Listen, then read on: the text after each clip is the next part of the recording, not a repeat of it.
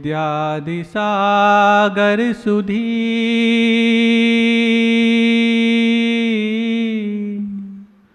जो विद्यादि सागर सुधी गुरु हैं हितैषी,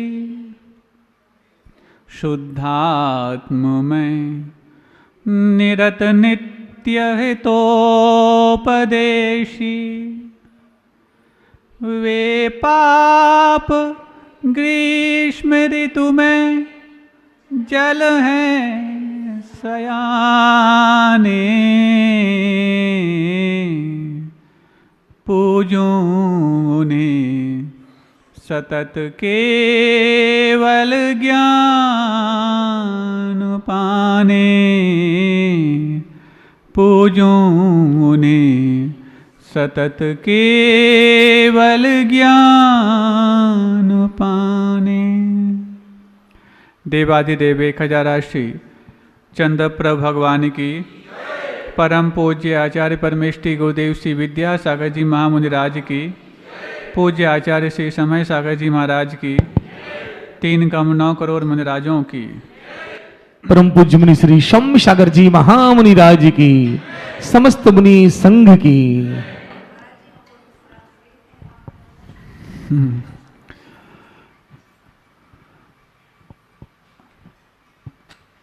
आज़ादी के 77 वर्ष पूर्व पूर्ण हो चुके और लगभग जिन्होंने आज़ादी के समय जीवन की प्रभात को देखा होगा, यदि वो आज हैं तो जीवन की सांझ की ओर भी हैं। इतने दीर्घ काल में भी प्रभात से संध्या तक की यात्रा जिन विचारों के रूप में उन्होंने की है, उन विचारों में आज़ादी किस रूप में अनुभूत की, और उनके पूर्वजों के पास भले ही आज़ादी के पूर्व का गुलामी का दास्तां भले ही उनके हाथों में हो, लेकिन किस हद तक वो अपने जीवन में गुलाम होकर के भी आज़ाद महसूस करते थे। इन सब विषयों पर चर्चा लगभग 2 सप्ताहों से हम लोग करते आ रहे हैं, और ये 2 हफ्ते उन चीज़ों को खोजने में निकले जिनको लेकर के ये तो हम तय कर पा रहे हैं कि आज़ादी और गुलामी के बीच का भेद हमने ही तैयार किया था और हमने ही खत्म किया। कल चर्चा आई कि आज़ाद भारत में रह कर के भी हम गुलामी के निवोले खाने के लिए मजबूर हैं। गुलामी के निवोले कैसे महाराज? क्योंकि हम अपने असली खान पान से तो बहुत बेदखल कर दिए गए, जो भारतीय संस्कृति में यहाँ की आबो हवा के अनुसार सिर्फ मात्र जीवन निर्वाह नहीं, जीवन को निर्वाण तक की यात्रा के लिए आवश्यक होता था। भोजन सिर्फ मात्र गृहस्थ व्यक्तियों के लिए आवश्यक हो ऐसा ही नहीं, वो तो वैरागियों को भी लगता है, जब तक कि इस सन्यास को सिद्धत्व में तब्दील न कर दें। सिद्धत्व 2 प्रकार के होते हैं, एक जीवन मुक्ति के रूप में और एक कर्म मुक्ति के रूप में। जीवन मुक्ति तो यूं कहा जाए केवल ज्ञान प्राप्त होते ही हो जाती है, लेकिन कर्मों की मुक्ति के लिए केवल ज्ञान के बाद भी संसार अवस्था से पार होना आवश्यक है, जिसका नाम सिद्धत्व है। तो जब तक संन्यास को सिद्धत्व तक ना पहुंचा दिया जाए, तब तक भोजन सबको आवश्यक है। तीर्थंकरों के लिए भी तीर्थंकर प्रकृति के उदय के पहले पहले तक भोजन आवश्यक था, तो एक आम व्यक्ति के लिए भी यदि ये भोजन की गुलामी नहीं होती तो वैरागी एक बार गृहस्थ जीवन छोड़ने के पश्चात गृहस्थों के बीच में नहीं आता। ये बात अलग है कि गृहस्थ जीवन छोड़ने के बाद गृहस्थों के बीच में आना गृहस्थी बसाने के लिए नहीं, बल्कि जो गृहस्थी में फंसे हैं उनको बचाने के लिए आता है। लेकिन आना तो उनको भी पड़ता है। कितनी बड़ी अपने आप में एक ये गुलामी है। आप लोग को गृहस्थी छोड़े व्यक्ति जब आपके घर तक पहुंचते हैं खुशी होती है, लेकिन जो पहुंचते हैं उनके लिए संकोच होता है। कब जाकर के इस क्षुधा रोग का नाश हो, कब जाकर के ये आहार संज्ञा समाप्त हो, कब जाकर के इस पेट की गुलामी से हम बच पाएं। रही बात आपको खुश करने की बात, तो जो आहार दान देने के बाद खुश होते हैं वो तो साधु के अवय दान के बाद वैसे ही खुश हो जाते हैं। लेकिन साधु के अभय दान का पात्र भयभीत व्यक्ति नहीं बनता। जो भय मुक्त होना चाहता है वो भी बनता।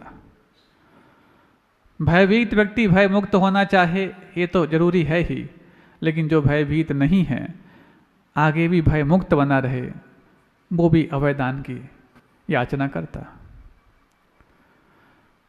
याचक को ही अभय दान दिया जाए ऐसा नहीं, याचक को ही आहार दान दिया जाए ऐसा नहीं, और याचक को ही औषध दान दिया जाए ऐसा नहीं, और याचक को ही ज्ञान दान दिया जाए ऐसा नहीं।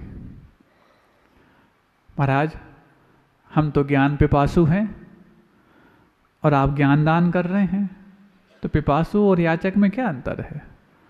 सही बात है। आप लोग भले ही ज्ञान पिपासु हो और आपको ज्ञान दान दिया जा रहा हो, लेकिन ज्ञान दान साधु के माध्यम से जब श्रावक को दिया जाता है तो भले ही यहाँ पर याचक का भाव सामने आए, लेकिन जब श्रावक के द्वारा साधु को दिया जाता है वहाँ पर याचना की तो कोई बात नहीं। महाराज समझ नहीं पाए। अभी अभी आप लोगों ने जो शास्त्र दान किया वो कौन सा दान है?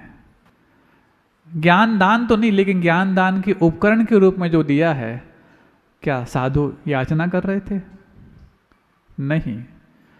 याचक नहीं होकर के भी ज्ञान दान की भूमिका श्रावक निभाता है शास्त्र दान के रूप में।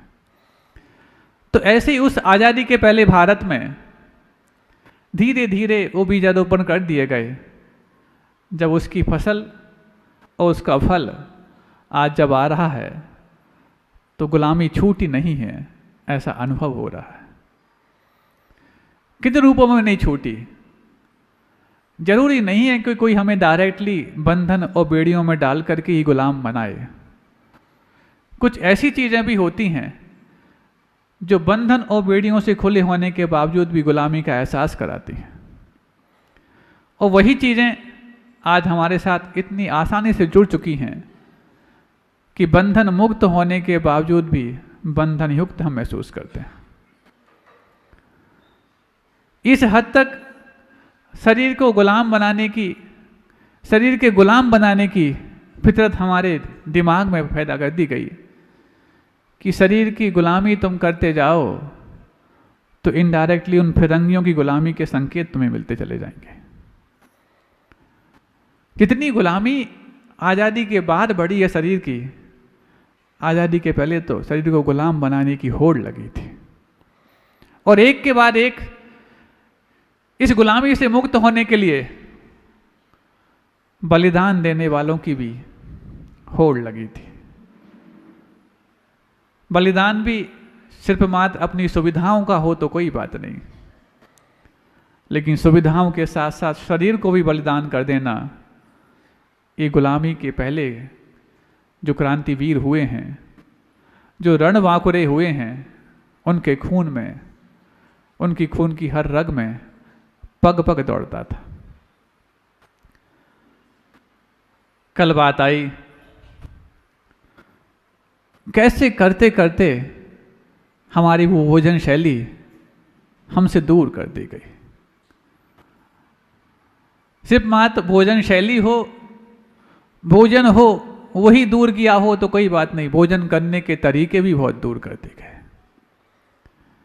कभी आपने देखा, सिर्फ मात्र साधु ही अपने पानी पात्र में आहार नहीं करते थे। पहले लोग जब गमछे में बांध करके भोजन, जब खेतों खलिहानों में काम करने के समय ले जाते थे, अथवा वो नहीं ले गए हैं तो उनकी जीवन संगनी वहां ले जाती थी, वो गमछे में बांधा हुआ भोजन आपके माइक्रोवेव से तैयार हुए भोजन से भी ज्यादा स्वादिष्ट हुआ करता था। और जब जीवन संगनी हवा करती हो और मेहनत करने के बाद हाथ धो करके आप भोजन करने के लिए तैयार होते हो तो पहुंचने के लिए और कुछ नहीं, उसी का पल्लू होता था जो हाथ पहुंच करके, और वो इतने आनंद के साथ भोजन करते थे कि शायद संजीव कपूर ने भी खाना खजाना में कुछ बताया हो। क्यों हंसी क्यों आ गई? याद आ गया नाम। मतलब संजीव कपूर नाम तो आपको ऐसे रटा हुआ है जैसे शायद किसी बहुत बड़े आपके रोल मॉडल का नाम हो। हाँ, कभी बताएंगे इसके बारे में भी हम, संजीव कपूर के बारे में नहीं, आपके खाना खजाने के बारे में। अब जब वो एक चीज होती थी कि गमछे में रोटियां बंधी हैं, खाने के लिए मात्र तरकारी या सब्जी की कोई लजीज ग्रेवी नहीं होती थी, सिर्फ मात्र परिश्रम का वो भूख का वो प्याला हुआ करता था जिसमें सूखे नमक और मिर्ची से भी रोटी खाई जाए तो पनीर और शाही पनीर से भी ज़्यादा स्वादिष्ट लगता था। और फिर उसके बाद जब पानी पीने की बात आए तो गागर है, लोटा है, हाथ से पी लिया, नहीं तो गट गट गट गट गट गट करते लोटा खाली कर दिया। आज तो बच्चे प्यास प्यास चिल्लाते हैं, 2 घूंट नहीं पी पाते हैं कि प्यास बुझ जाती है। बॉटल का जमाना जो आ गया, तो जो ना आज प्यास सहन होती ना पानी सहन होता। प्यास सहन करने वाले ही 1-2 लोटे पानी लगातार पीने का साहस कर सकते हैं, और जिनको पल पल की प्यास सताती है वो 2 घूंट के बाद जी बस हो गया। सोचो, प्यास और पानी के बीच का भेद ही तुमने खत्म कर दिया। और ये बोतल का पानी लाया किसने? ये पैक्ड बोतल पानी आया कहाँ से? पहले पैक्ड बोतल कुछ और होता था, आज तो पानी भी बोतल में है। लोग पहले कहते थे नशा शराब में होता तो नाचती बोतल, और आज कहते हैं नशा तो उसी फिराक का है जिसको लेकर के बोतल भली नाचे या ना नाचे, हम नाचने लग गए हैं बोतल वालों के बीच में। एक सर्वे हुआ पैक्ड बोतल पानी पीने वालों के लिए सावधान करने वाला। महाराज, हम लोग वैसे बिस्लरी और एक्काफिना तो नहीं पीते, लेकिन अपने घर से उन्हीं बोतल में भर करके पानी ले जाते हैं, वो तो हमें पीना पड़ता है ना, सावधान हो जाइए। सर्वे हो चुका और एक ऐसी चीज सामने आई कि पानी को पैक्ड करते ही उसमें ब्रोमेट की मात्रा 27% एक्सेस हो जाती है। वैसे पानी में ब्रोमेट नहीं होता। ब्रोमेट एक ऐसा रसायन है जो कितना घातक है हम बताने वाले हैं। वैसे पानी में ब्रोमेट नहीं होता, लेकिन जैसे ही उसको पैक्ड किया उसमें ऑटोमेटिकली ब्रोमेट की मात्रा 27% एक्सेस हो जाती है। और ब्रोमेट करता क्या है? ज़्यादा कुछ नहीं करता। दांतों का सड़ना, बालों का झड़ना, आंतों का सिकुड़ना और कैंसर, सिर्फ इतना ही करता है। इन चारों में से आपको क्या मंजूर है? तो आपके लिए बिल्कुल बदस्तूर पैक्ड बोतल पानी आवश्यक है। जिसके बाल बहुत घने हों वो पैक्ड बोतल पानी पिए, झड़का के ठीक ठाक हो जाएंगे। और जिसको केस लॉन्च ना करना हो और पहले से यदि उसके अंदर वैराग हो रहा हो तो अच्छा है, पैक्ड बोतल पानी इतना पिए कि बाद में तुम्हारे हाथ लगाते ही बाल हाथ में आ जाए। और दांत यदि दर्द करते हो और डेंटिस्ट के पास उखड़वाने की आवश्यकता महसूस ना हो रही हो तो आप पूरे अपनी जीवन शैली में सिर्फ पैक्ड बोतल पानी घोल लीजिए, दांत आपके सड़के गिर जाएंगे। और रही बात कैंसर, तो एक ऐसा उपहार है, किसी एक घर में यदि पहुंच जाए तो पूरे घर की संस्कृति को और पूरे घर की स्थिति को इस हद तक बर्बाद कर देता है कि वो फिर घर से बाहर निकलने के लिए तब नहीं निकलते जब किसी टूर पे जाना हो, तब निकलते हैं जब किसी अस्पताल जाना हो। और ये 4 चीज़ें पैक्ड बोतल पानी पीने वालों के लिए मुफ्त मिलती हैं। और यदि ऐसे में वो पैक्ड बोतल पानी जिस दुकान से आप खरीदने जाते हैं 1 घंटे का यदि धूप भी लग गया उसमें पर्याप्त है, फिर तो आपके लिए कैंसर उपहार में मिलने वाला है। अब बताओ ये पैक्ड बोतल पानी लाया किसने? यहाँ तो लोटे सुराही और घड़ों से पानी पीने की आदत थी, गट गट गट करके पीते थे। ना तो अब गट गट कर पाते हो और ना उस पानी की प्यास को सहन कर पाते हो। ये पानी की इसलिए लाई गई कि तुम बार बार पीने की आदत डाल लो। और जो बार बार अपने इस आंतों की चक्की को चलाता है वो कभी भी आंतों को विश्राम नहीं देता। और जब आंतें विश्राम नहीं पाती तो फिर आंतों से फिर आपके लिए बातों करने लायक कुछ बचता नहीं। बार बार खाओ, कम कम खाओ, बार बार पियो, कम कम पियो। ये डायबिटीज का इलाज नहीं, ये डायबिटीज का कारण है। हाँ, और ये किस सोची समझी साजिश के तहत जो शुगर का लेवल था, पहले था 135 से 190 लगभग, अब घटा के कर दिया उसको 115 से 160 के लगभग, ये जो भी और किया हो। अब पहले फास्टिंग के पहले और मील के बाद इसका जो लेवल था, यदि थोड़ा सा मैं यदि आंकड़ों में कुछ गलती कर रहा हूं तो आप समझ जाएंगे। 1 दिन के भीतर भारत में अचानक 2 करोड़ डायबिटिक पेशेंट तैयार हो गए।